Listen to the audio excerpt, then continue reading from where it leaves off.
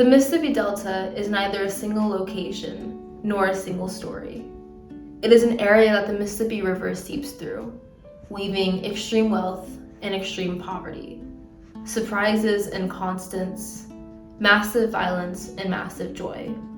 When we arrived in the Mississippi Delta 8 weeks ago, we were struck by the terrain. Immediately after passing the Tennessee border, the environment changed. Forests of trees became patches, fields began sprawling for miles, and tractors began to join us on the road. At first it was startling. How can the landscape be so drastically different? It was described most astutely by a July participant.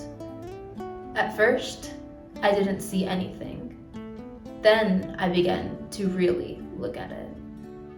Looking out over fields upon fields of green with crop dusters flying through the air and massive farm irrigation systems can be a religious experience. We began to interrogate our surroundings and meet the local community. It has been told to us, the Delta has been studied to death. And you can see that in the community. River tours coming in and out of the town within a day. Stories being published about an isolated incident in the Delta without the full context of the community. And the short-term flow of higher ed researchers flocking to the South. Not unlike us. It is our determination to be different. The Delta is a microcosm for the United States, is how the story goes. The United States was built on slavery, the plantation system, and the labor of African Americans, all of which the land of the Delta holds a deep history of.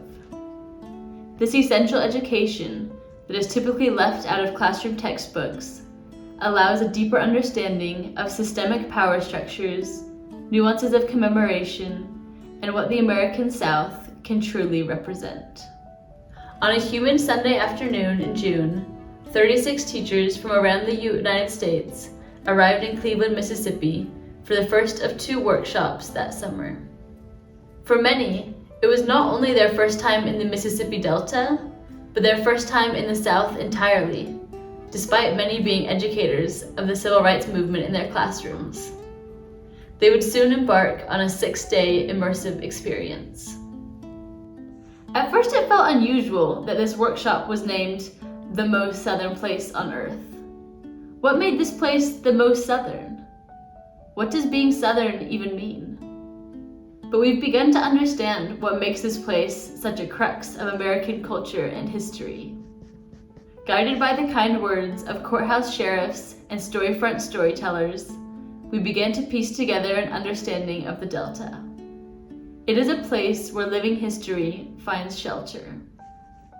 The scars of the civil rights movement remain while the waters of the Mississippi Delta wash through its culture. The remnants of its former life still exist in recently segregated schools and entrenched geographical divisions.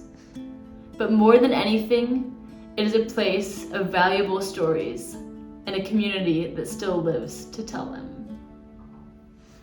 In seeing educators engage with first-hand accounts from the Delta, we began to have a broader appreciation for the necessity of teachers being adept storytellers themselves.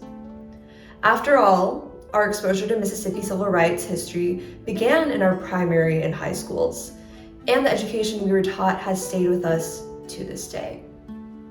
We don't claim to be experts, but we are perceptive and thoughtful observers, spending time integrating ourselves into the community, invested in the success of this community under the guidance of beloved community leaders.